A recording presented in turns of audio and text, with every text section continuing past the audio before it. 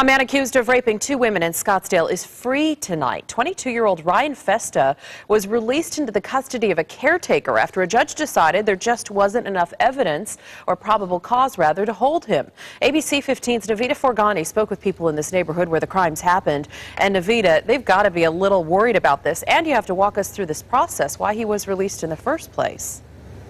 Yeah, Katie, outrage is pretty much the word that sums up why everyone is so upset right here in this community where one of the attacks happened.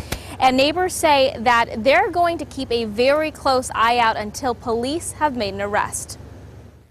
I can't understand if someone turns themselves in and say they did a crime, then why can't they hold them on that crime until they get the DNA evidence to prove it? And that's the million-dollar question neighbors like Allison Goldsmith are asking after the man who turned himself in to police for 2 sexual assault cases is back on the streets. A judge ruled there wasn't enough evidence to hold Ryan Festa on sexual assault charges, and the drug charge Scottsdale PD got him on was dropped after finding out Festa had a medical marijuana card. The man turned himself in.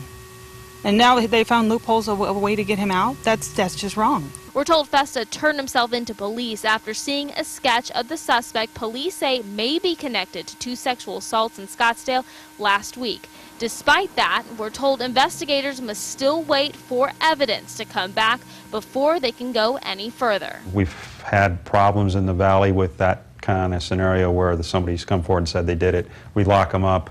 And then later on, for whatever reason, they came forward and said they did it. It wasn't them, and it turned into a mess.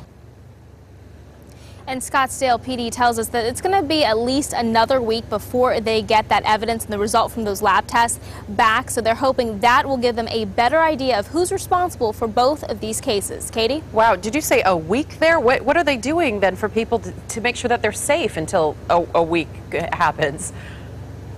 Well, investigators, Katie, say that they are constantly working on this case, but I did speak to neighbors and asked them if they've seen any increased patrols. They tell me no, they haven't seen any increased police presence in their neighborhoods, and they tell me that they are being proactive about this because of the attacks that hit so close to home, that they are starting their very own neighborhood watch group in an effort to keep everyone informed and safe. Boy, this is wild. It looks like it's shining a light on a bigger issue as well, so it sounds like we'll hear more from this. Thank you, Navita.